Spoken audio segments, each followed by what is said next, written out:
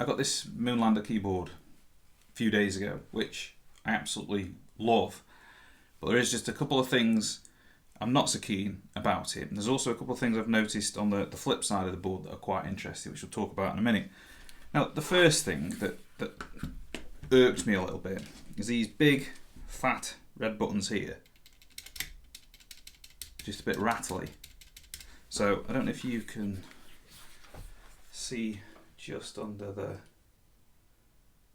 You've basically got... It's the only sort of stabilised key on the board, and there's sort of a little bit wobbly there, and when you rest your finger on it, I just find that noise quite annoying. And so I wondered how easy it would be to fix that. So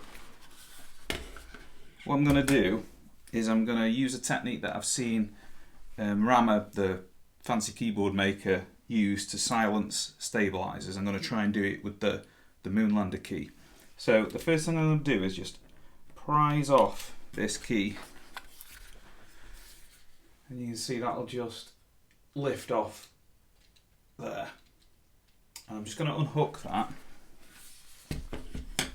nice and gently.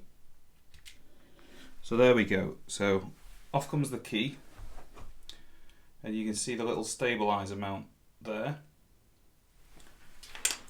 and then the bar, the stabilizing bar, just clips out. So what's happening, what's causing that noise, is this metal bar is going through the plastic and just rattling against that metal bar. So what I'm going to do, there's these sort of sheaths of, I'm not even sure what these are called. I've got them from RS Components in the UK, which is an electrical shop, and it's a 1.6mm sheath of plastic. And what you do is cut this to length, slide it onto your stabilizer bar, and then use the iron, the soldering iron, to just heat that up so that it shrinks around the bar.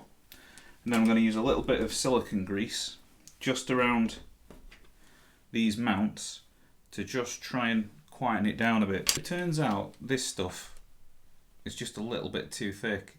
It went on fine, but the key, it was just a bit too stiff. So what I'm going to try next is a little bit of, we call it PTFE tape here in the UK. I'm not sure if it's the same thing abroad. It's like, it's what plumbers use to put around pipes sometimes. So I'm just going to use a tiny little bit of this, and again just wrapping it around the end there,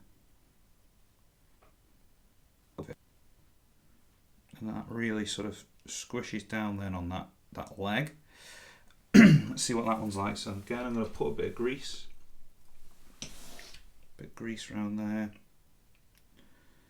watch a load of that on,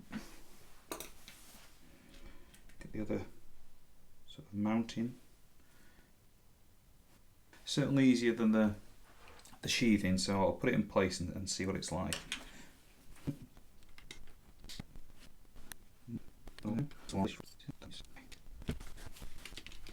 So I'll give you a comparison. This is the unmodded one.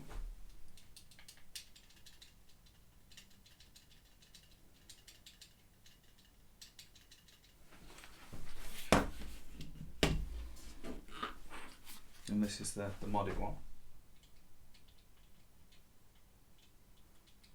I mean, not a massive improvement, but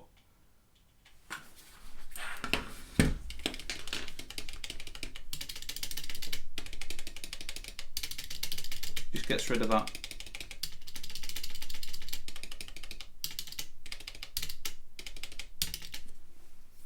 So I'm going to do the same thing on the other one now.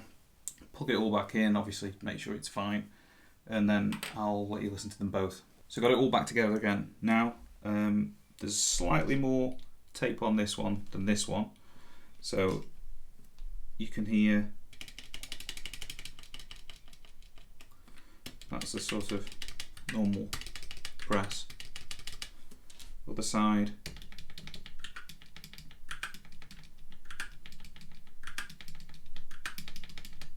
that's just got probably slightly more tape on, so less room around the pin for it to shift around. That's maybe just a little stiff. I might just tweak that one a little bit. This one, even though it's a tiny bit rattly still, it's still got a decent return on it. But both of them, I'm sort of pleased that that's better than they were, because they were very rattly out the box.